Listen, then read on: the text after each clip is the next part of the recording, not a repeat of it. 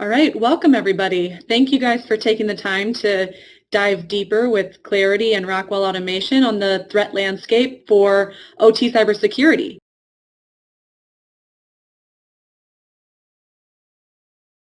My name is Robin Verhoff-Flint. I'm the Software Alliance Manager working with Clarity in Global Business Development for Rockwell Automation. I'm excited to introduce our two presenters today, Galina Antova and Quade Nettles. So Galina is a cybersecurity entrepreneur currently focusing on advancing the state of cybersecurity for critical infrastructure through the company she co-founded, Clarity. Previously, Antova led industrial cybersecurity services at Siemens and held various roles in IBM's cloud solutions business. Galina is the recipient of many notable accolades that recognize her leadership in the security industry.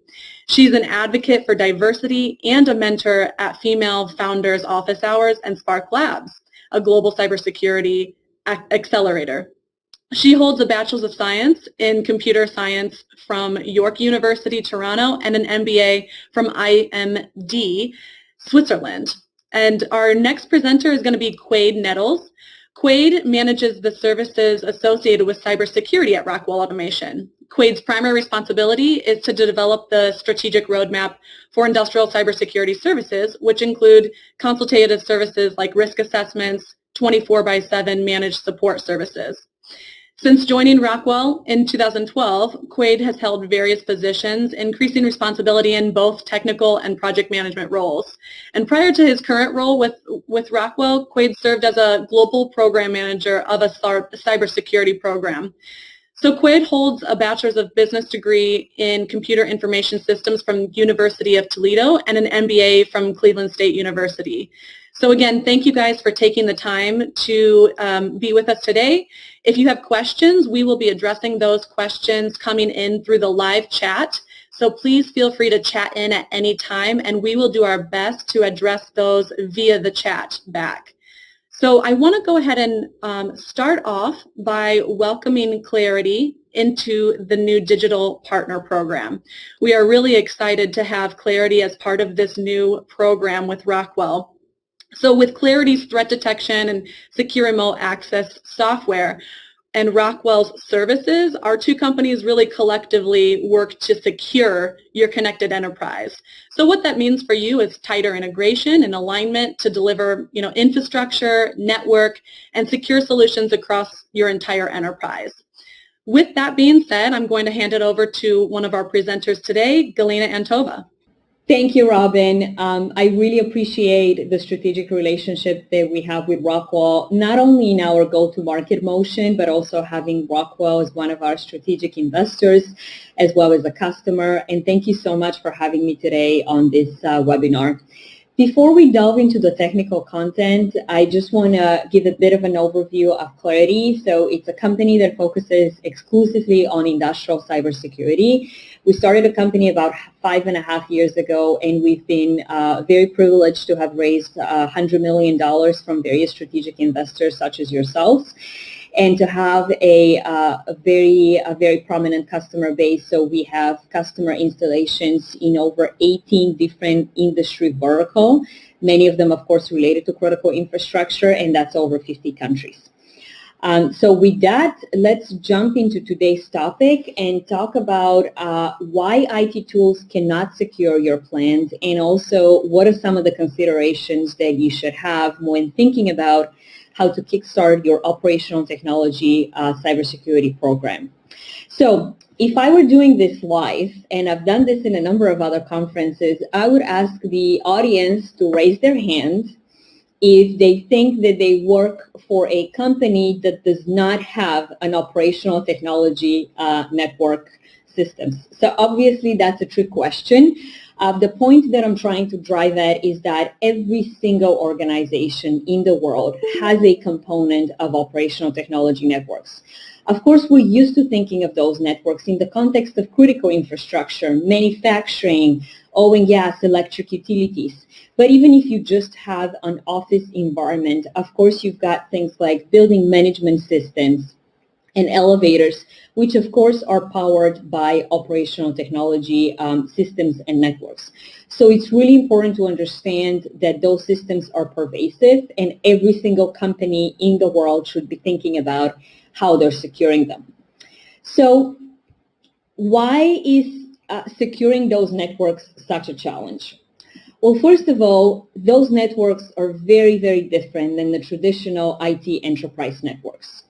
We're dealing with equipment and networks that were meant to be isolated. And of course, with the number of digitalization projects that are going on, that connectivity got increased. While at the same time, we're looking at a lot of legacy systems. Those devices were built to last out there in the field for 20, 30, sometimes even 40 years.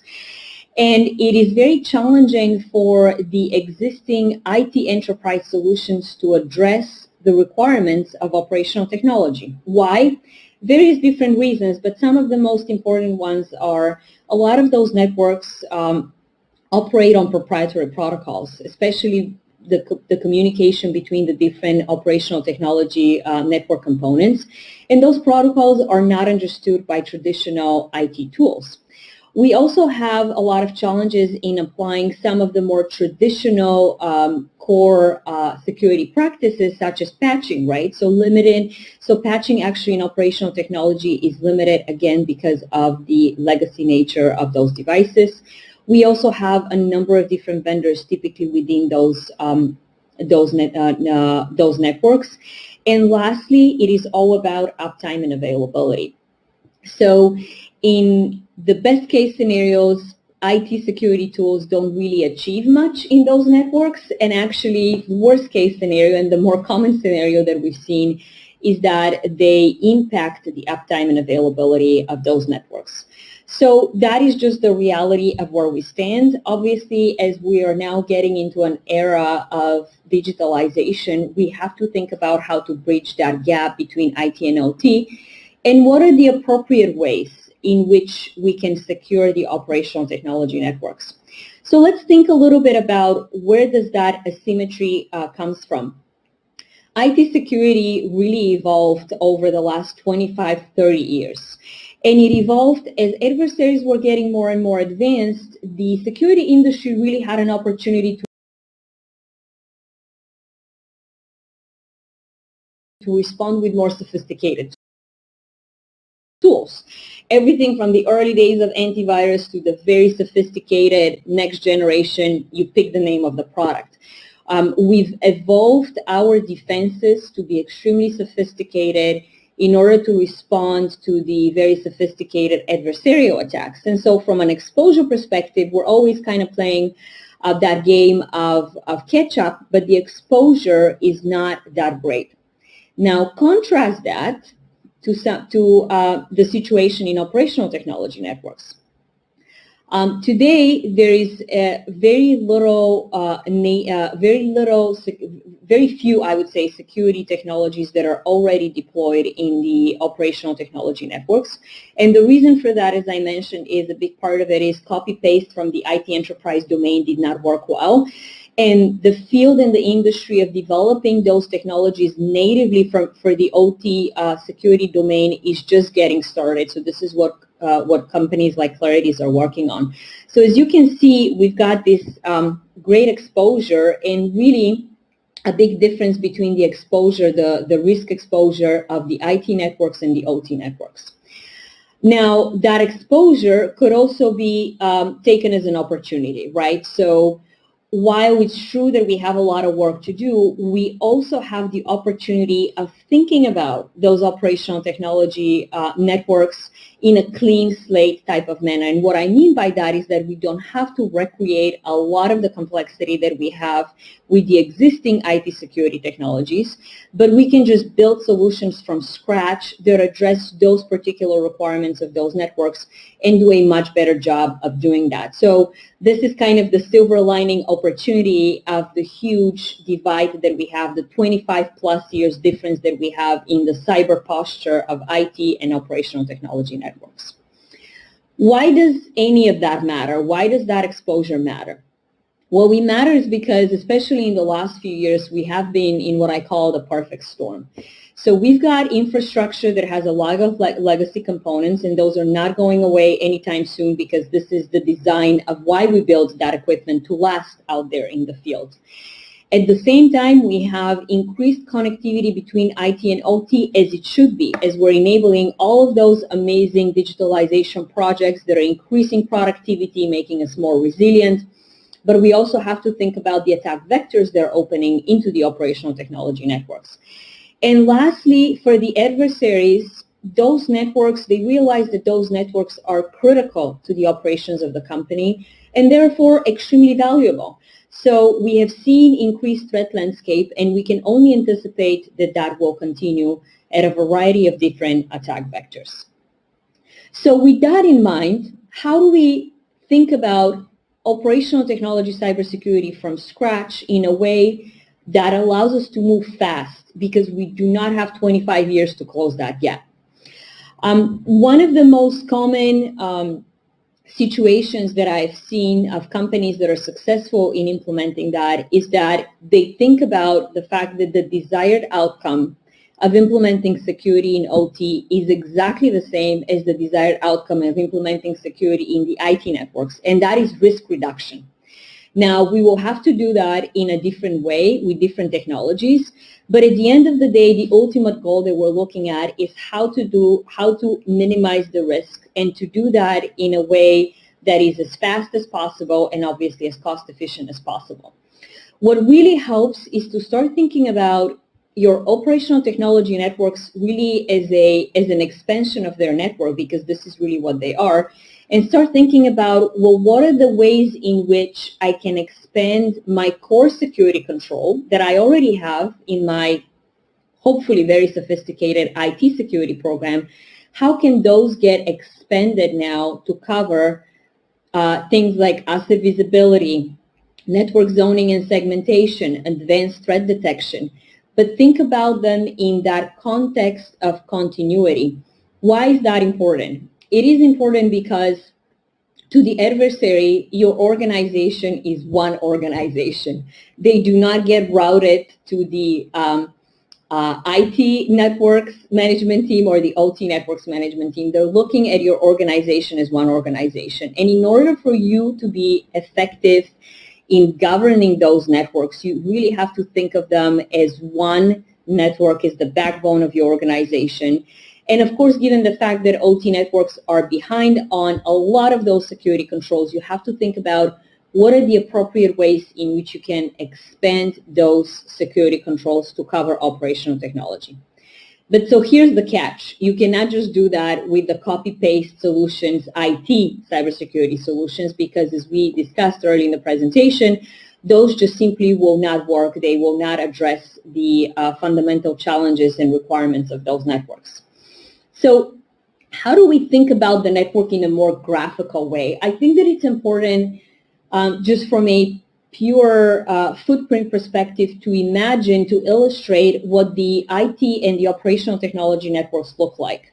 So I'm sure that probably all of you are familiar with the Purdue diagram. So this is just an abstract representation of any IT and OT network together.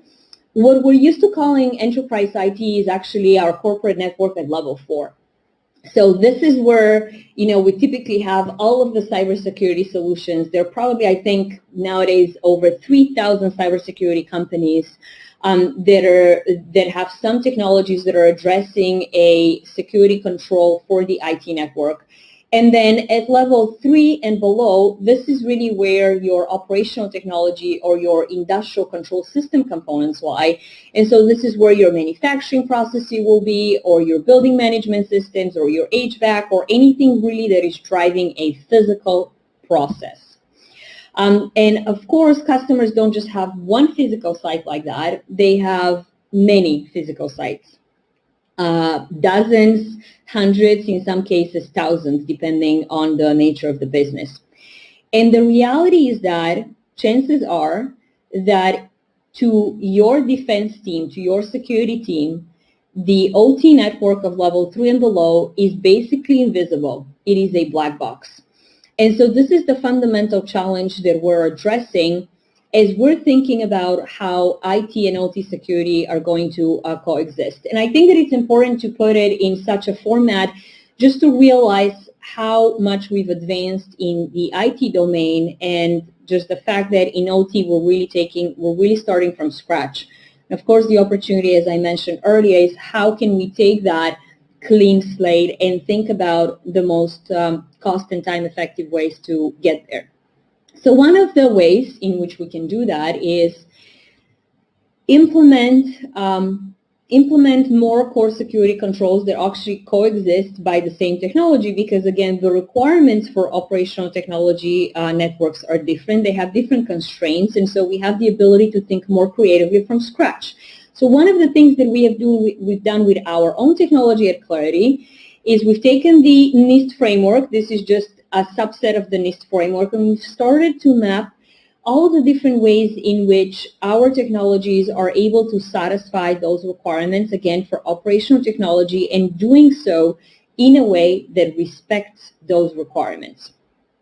So that's how we conceptually think about it. Now, if we go back to that big picture of what does governance look like, and how do you actually practically incorporate OT cyber into your existing IT enterprise governance program, that also means doing quite a lot of integrations on the technology itself.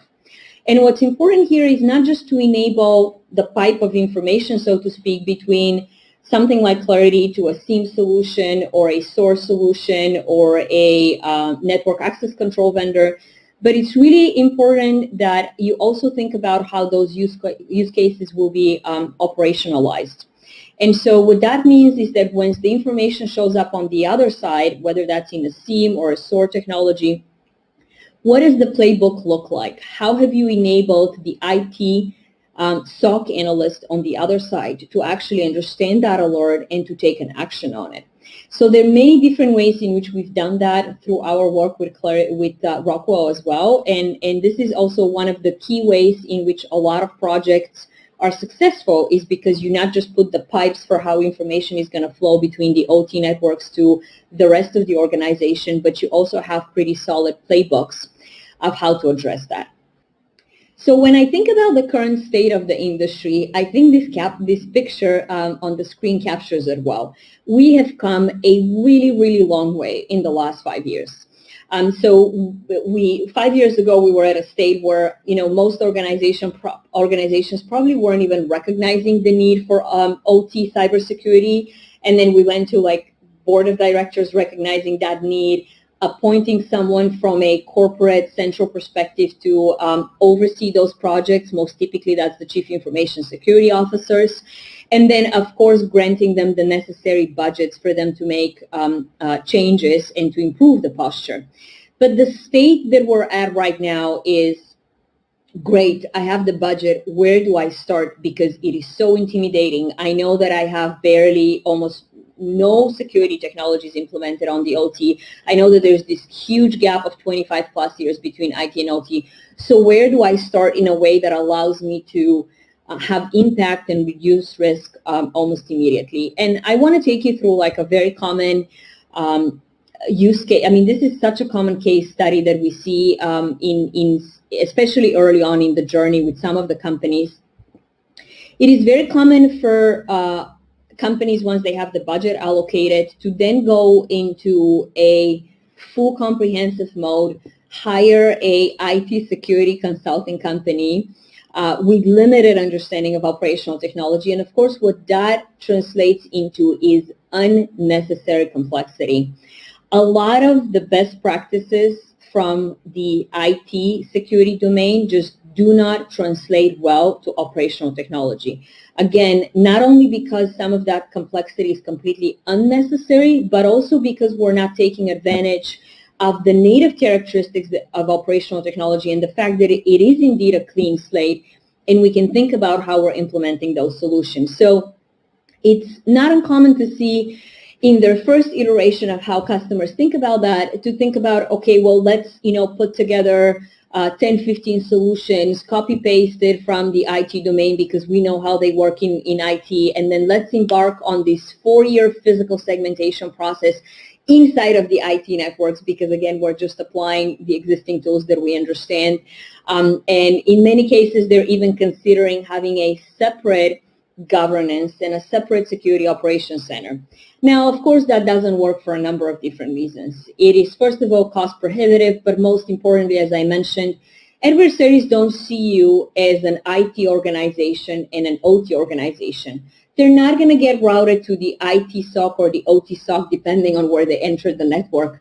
To them, your network is a network. And in order to be able to overcome that and to have the upper hand, you also have to think about your network as one holistic network. So what are some of the core recommendations of, again, executing on a plan now that will deliver you that risk reduction? So first of all, don't do copy-paste from the IT. Many of the IT security controls are just simply not applicable to operational technology networks, or even worse, they might be harmful to those. So things like active network scanning with IT tools, that usually doesn't yield very good results. Focus on, again, thinking from scratch, focus on passive network technology that could do many use cases at the same time, identifying assets, profiling components and communication, establishing baseline, establishing what vulnerabilities exist on those assets. This could all be done with the same type of networks. And instead of physical segmentation within some of those layers of OT, you can very effectively deploy virtual zoning and virtual segmentation. Now, of course, with the caveat that it depends on your industry. If you're a nuclear power plant, I will highly recommend a physical segmentation between level 1 and level 2. But again, talking about risk reduction in an ultimate way, if you're specifically in some of the manufacturing domains, starting with a virtual segmentation and getting that 95% risk reduction immediately is extremely important. And lastly, don't delay the integration with the rest of the technology stack, with the rest of the IT security operations center. Start with that design in mind. Going further into that consolidated governance, I think that it's really, really important to not think of OT in isolation. In other words, if you start with what are your core security controls that you're implementing across the board and think about how to expand those to OT, this has been by far the most effective ways in having that consolidated governance and ensuring that you're applying the same principles to both OT and IT networks. In terms of the operationalization, think about what are the playbooks, the specific playbooks that you need in order to be able to have your SOC analysts be efficient and effective running, hitting the ground running on day one. And lastly, leverage the rest of your team, right? So you've got a lot of experienced IT security analysts. Many of those with training and with the appropriate playbooks could actually start being very effective in that triage of OT-specific alerts. This is just a visual representation of what how would some of that information flow would flow into the different levels of a security operations center in terms of the triage and response. So level 1, level 2, and level 3. I'm not going to walk you through that, but this is just one example of a starting place. So this is kind of like a template that you would start with, and then you will change that and you'll get into the details depending on what your organization currently has. And so to conclude, I found this interesting visual analogy of, how to prioritize the best measures and how to know what to actually start in mind. So if you think of your journey of securing your OT networks as kind of jumping across this huge divide here and the river, as you can imagine, you have to make sure that you kind of make it to the other side. And so the type of things that give you the best chances of making it to the other side is ensuring that you have that full visibility. Because again, if you're blind to what's going on in your operational technology networks, you will not do a very effective job in securing them.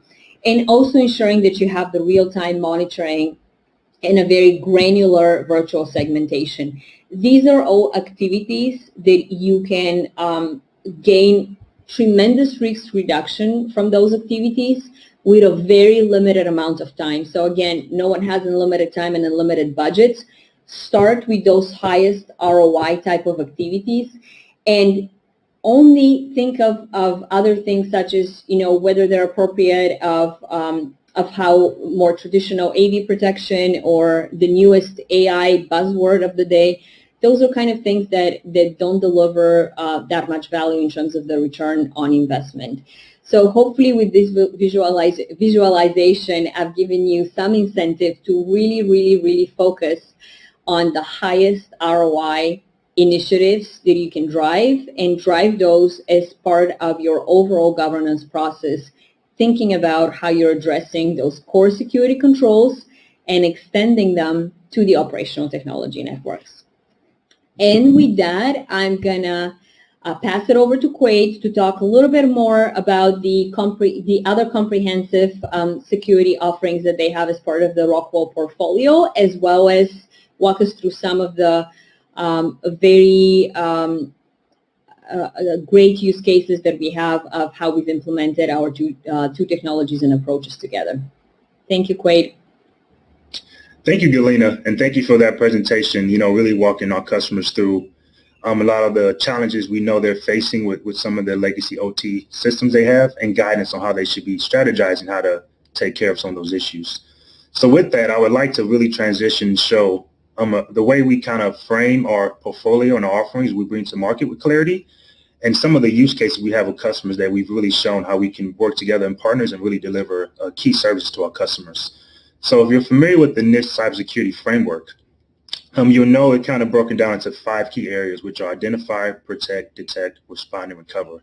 And when we're talking about our partnership with Clarity, we really focus on how we can help customers in the identify, protect, and detect areas, right, which are pretty much during the before and during, if you're looking from the perspective of the attack continuum.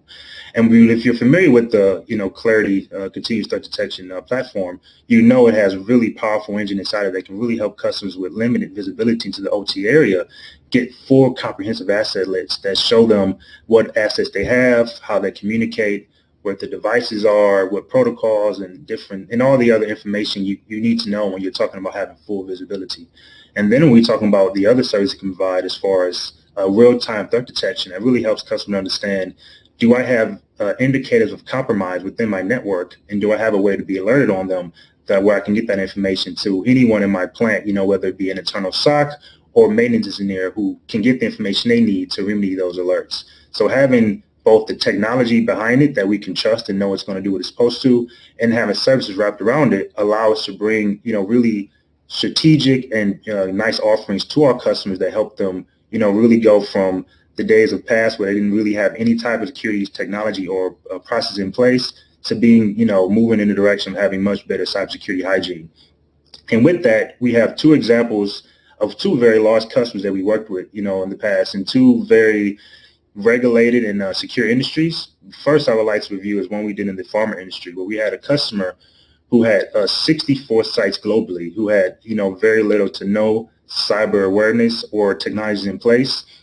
And they were really struggling with coming up with a way to mitigate a quantifiable business risk to their enterprise. Just working with this customer, they had no visibility into their IT or OT assets they had within their plants. They had very old legacy systems, some as old as Windows XP, some as old as Windows CE. I mean, the legacy operating systems and OS they had in their environment, were endless. And they really could never really think of a way how they can improve their posture. It always came down to, well, I need to patch, but these systems aren't patchable, so then I need to migrate, but I don't have any downtime to migrate because I'm running 24/7 production. And we always get in those cases with customers where it's, what's more important? Is it production or is it security?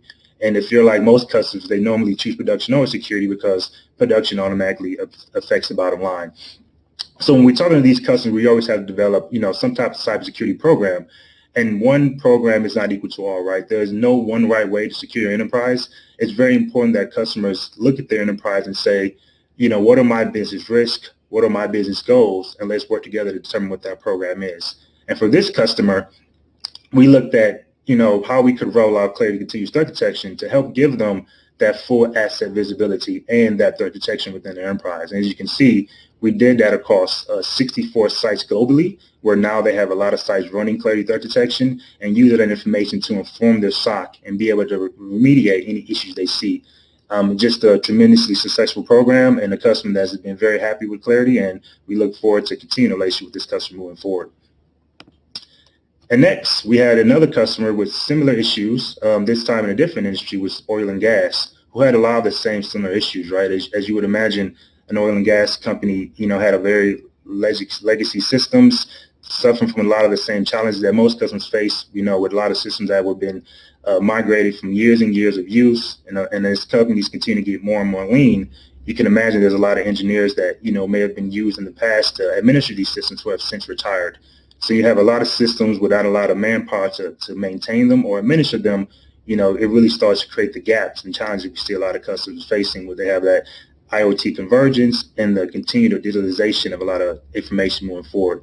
So once again, this was a tremendous opportunity for a customer that really saw the value of having Clarity within their OT environment. And we were able to, across 17 sites, deploy just continuous threat detection and an EMC that allowed this customer to really aggregate all 17 of those plants to one location and use that virus to really continue to show that quantifiable improvement from a very unsecure legacy platform to now having a full visibility of all the assets and having something that can let them know whenever there's an early indicator of compromise.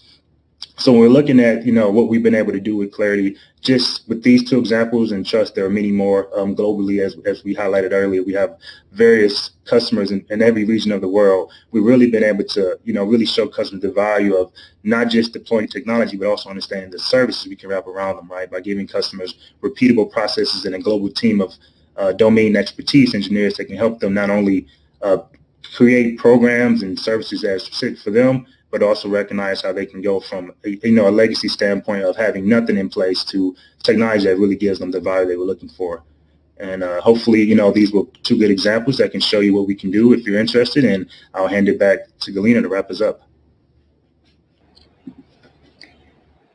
Thank you so much, Quaid. Really appreciate that. Those were excellent examples. In summary, I just want to take us through some of the highlights of what we discussed today.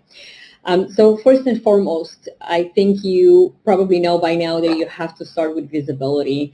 If that operational technology networks is just a black box, then you won't be able to really do much in terms of the protection of those devices and the network itself. The level at which you have visibility matters a lot as well. Getting into all of the different levels of Purdue down to level 1 and even the nested devices, getting into things like the firmware version and the vulnerabilities that exist on those devices.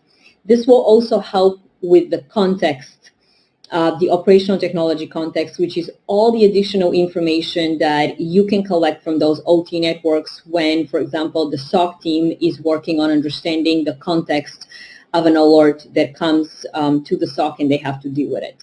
So first and foremost, visibility. Secondly, really having the ability to detect OT-specific attacks. Again, we talked about the fact that the protocols on which those devices operate are very different.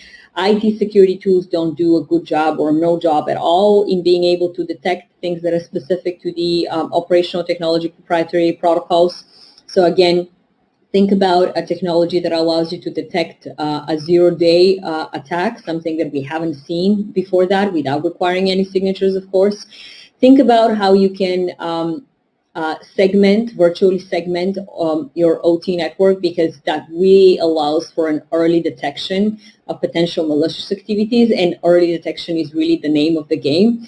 And also think about how you can address and detect other OT-specific attack vectors, such as unmanaged remote access by employees and contractors, especially now in the era of COVID. That has been a particular challenge.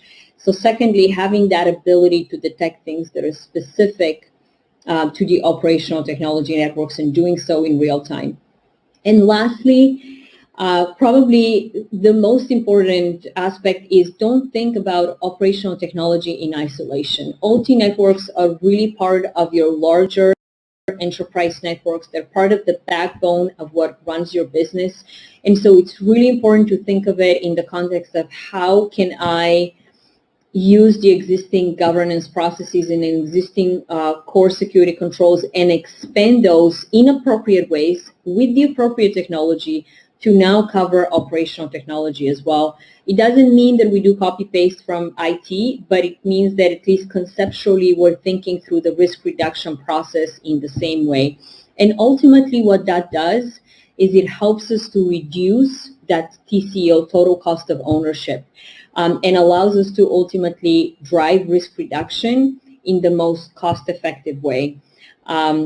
And that's the name of the game, risk reduction as fast as possible across IT and operational technology. Thank you so much for your time today. Here's information on where you can find us if you would like to continue the conversation, and I will pass it over to Robin. Thank you, Galina and Quade. Great presentation today. We really appreciate it. I know this looks and feels a little bit different than being in the same room together, but thank you for being in the same virtual room with us. We really appreciate your participation. And thank you again to our presenters here. The last thing I would leave you with is if you have further questions on how to better secure the OT enterprise, please reach out to your Rockwell Automation and or Clarity sales teams, and they can get you in touch with the right person. So